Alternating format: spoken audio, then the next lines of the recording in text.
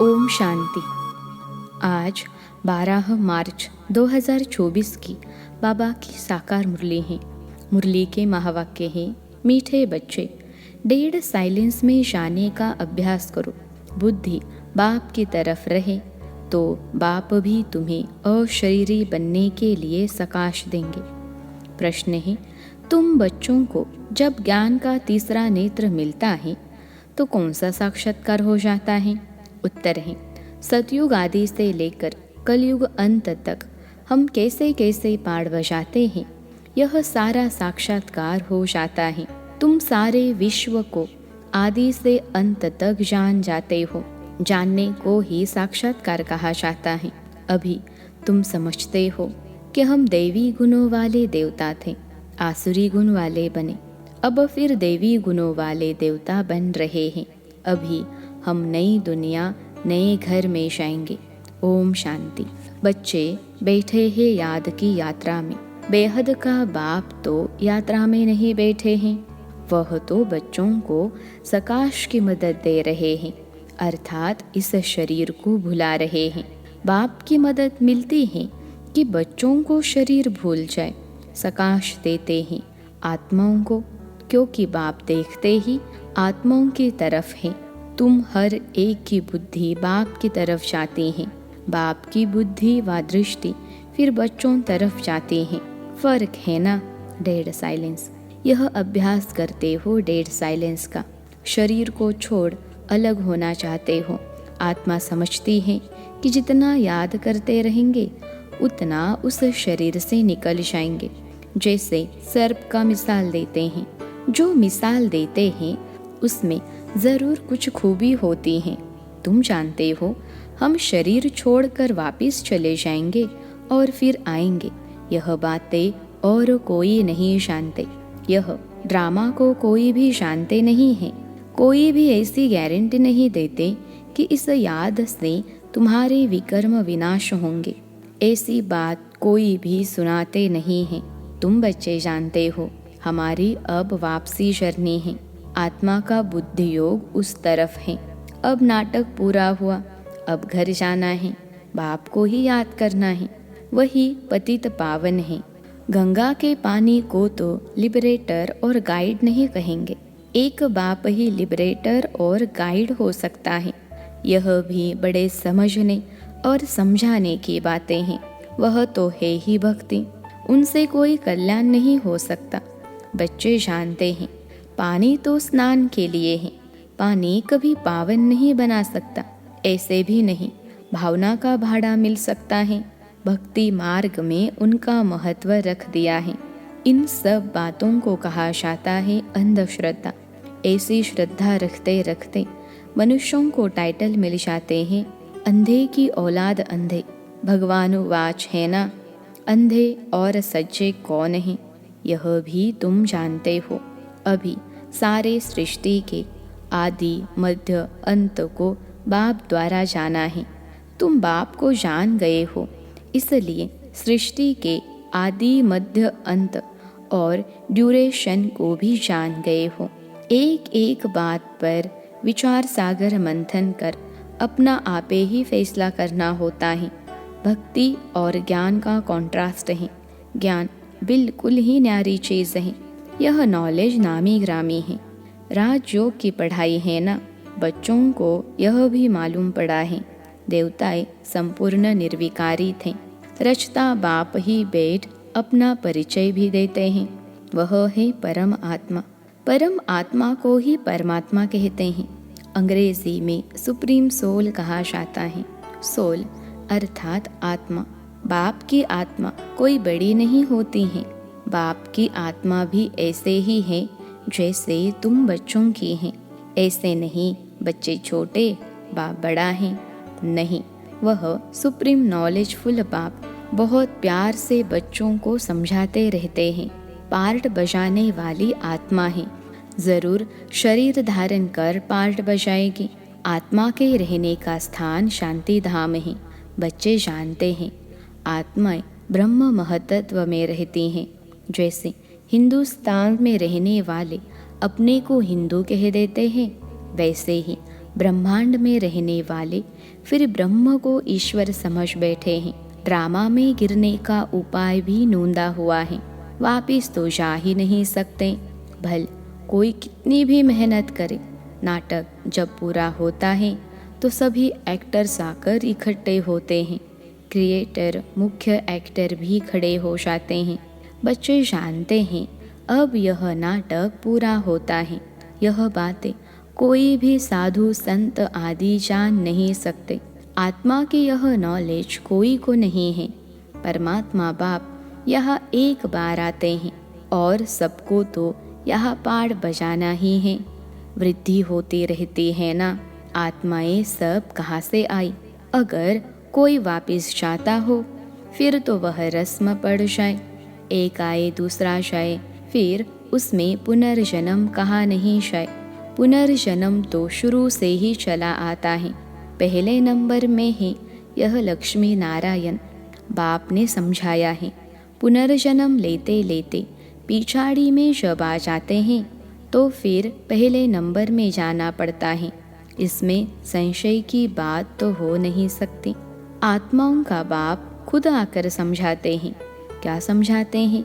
अपना भी परिचय देते हैं। आगे पता था क्या कि परमात्मा क्या चीज़ है? सिर्फ शिव के मंदिर में जाते थे। यहाँ तो ढेर के ढेर मंदिर हैं। सतयुग में मंदिर पूजा आदि होती ही नहीं। वहाँ तुम पूज्य देवी देवता बनते हो, फिर आधा कल्प के बाद पुजारी बनते हो तो उनको फिर देवी देवता नहीं कहेंगे, फिर बाप आकर पूज्य बनाते हैं। और कोई देश में यह गायन नहीं है। राम राज्य रावण राज्य अभी तुम समझ गए हो। राम राज्य का ड्यूरेशन कितना है सिद्ध करना चाहिए। यह नाटक है, इनको समझना है। ऊंच ते ऊंच बाप है, वह भी नॉलेजफुल हैं। हम उनके द्वारा ऊंच ते ऊंच बनते हैं, ऊंच ते ऊंच पद मिलता है। बाप हमको पढ़ाते हैं, देवी गुण भी धारण करने हैं। बच्चे वर्णन करते हैं, आप ऐसे हैं, हम ऐसे हैं। इस समय तुम जानते हो हमको इन जैसा संपूर्ण निर्विकारी बनना है। बाप को याद करने के सिवाय और कोई उपाय नहीं है। अगर कोई जानता हो तो बताए। ऐसे थोड़े ही कहेंगे कि ब्रह्म व तत्व निर्विकारी हैं। नहीं, आत्मा ही निर्विकारी बनती है। ब्रह्म व तत्व को आत्मा नहीं कहा जाता है, वह तो रहने का स्थान है। बच्चों को समझाया जाता है आत्मा में ही बुद्धि है। वह जब तमो प्रधान बन जाती है तो बेसमझ बन जाती हैं। समझदार और बेसमझ है ना। तुम्हारी बुद्धि कितनी स्वच्छ बनती और फिर मलेच्छ हो जाती है। तुम्हें प्योरिटी और इम्प्योरिटी के कॉन्ट्रास्ट का मालूम पड़ा है। इम्प्योर आत्मा वापिस जा नहीं सकती। अब अपवित्र से पवित्र कैसे बने, उसके लिए रड़ी मारते रहते हैं। यह भी ड्रामा में नोंद है। अभी तुम जानते हो यह है संगम युग। बाप एक ही बार आते हैं ले जाने। सब तो नई दुनिया में नहीं जाते हैं।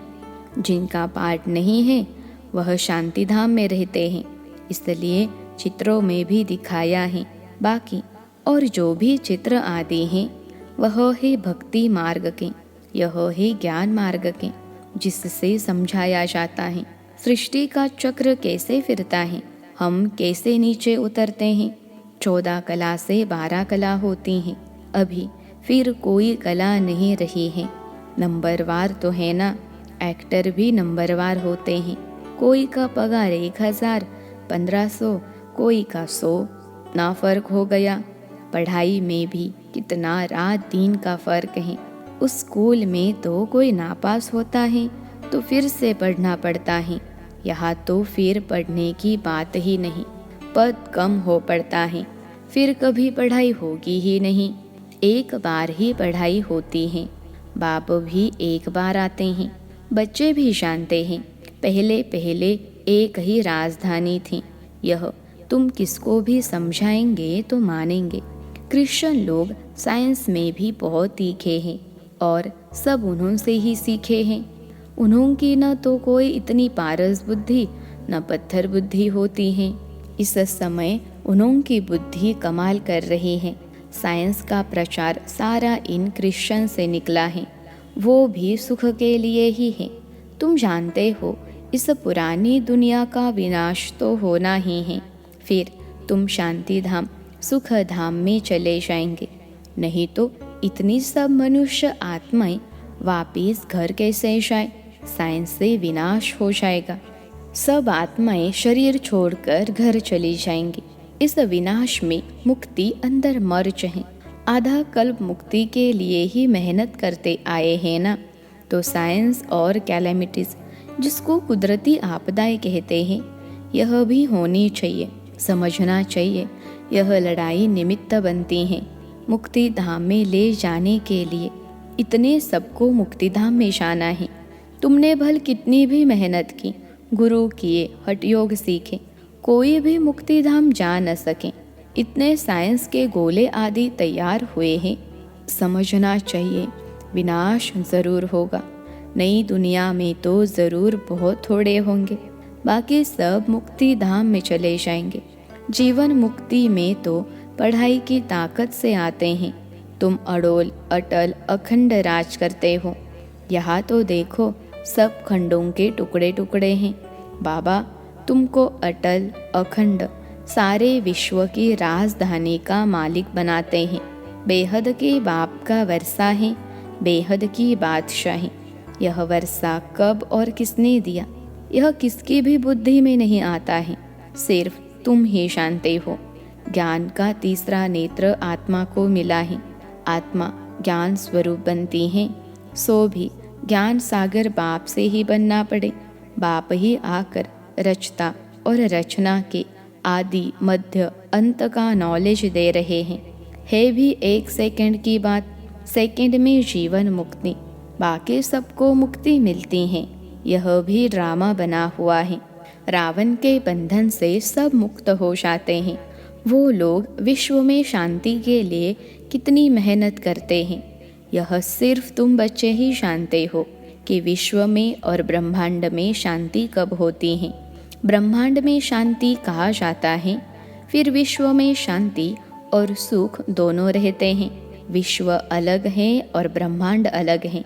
चांद सितारों से परे है ब्रह्मांड, वहाँ यह कुछ भी नहीं होता। उनको कहा ही जाता है साइलेंस वर्ल्ड। शरीर छोड़कर साइलेंस में चले जाएंगे। तुम बच्चों को वह भी याद है। तुम इस समय वहाँ जाने की तैयारी कर रहे हो और कोई भी जानते नहीं। तुमको तैयारी कराई जाती है। बाकी यह लड़ाई तो कल्याणकारी है। सबका हिसाब किताब चुकतू होना है। सब पवित्र बन जाएंगे। योग अग्नि है ना, अग्नि से हर चीज़ पवित्र होती है। जैसे बाप ड्रामा के आदि मध्य अंत को जानते हैं, वैसे तुम एक्टर्स को भी ड्रामा के आदि मध्य अंत को जानना है। जानने को ही साक्षात्कार कहा जाता है। अभी तुम्हारा ज्ञान का तीसरा नेत्र खुला है।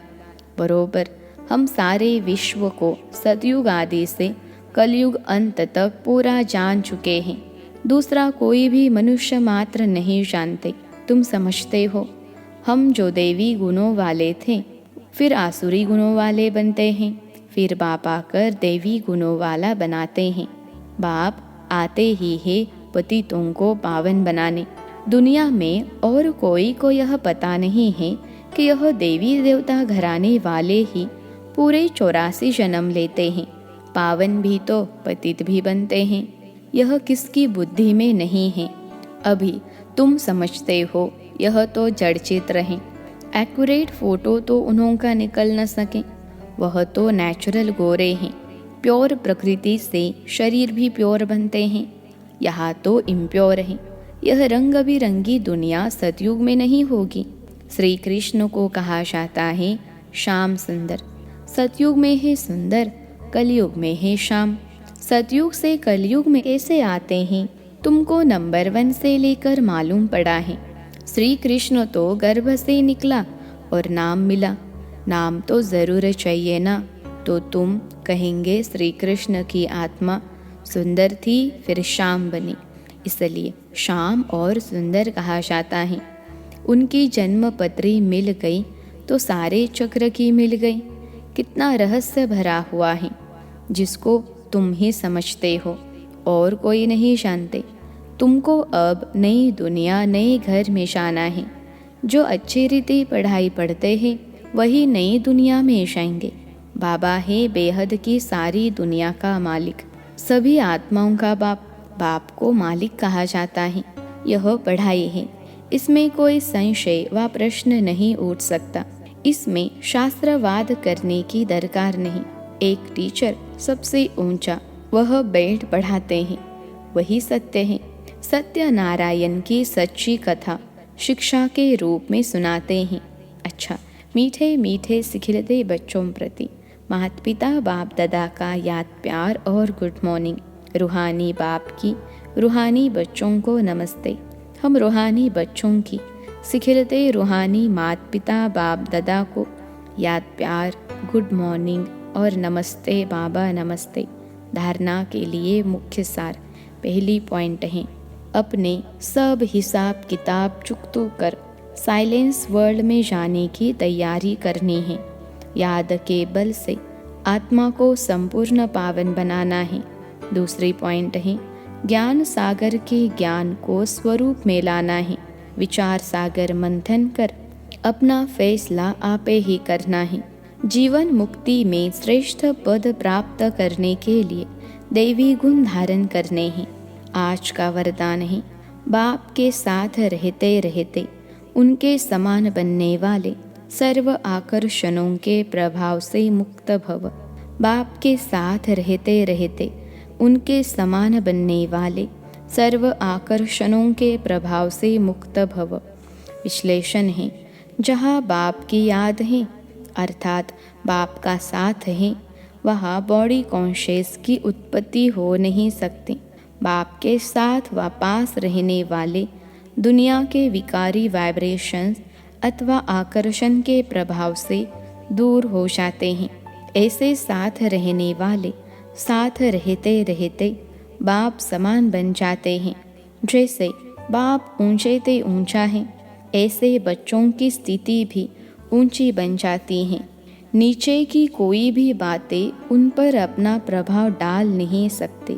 आज का स्लोगन है, मन और बुद्धि कंट्रोल में हो तो अशरीरी बनना सहज हो जाएगा।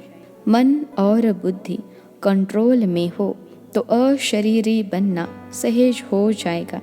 अच्छा, ओम शांति।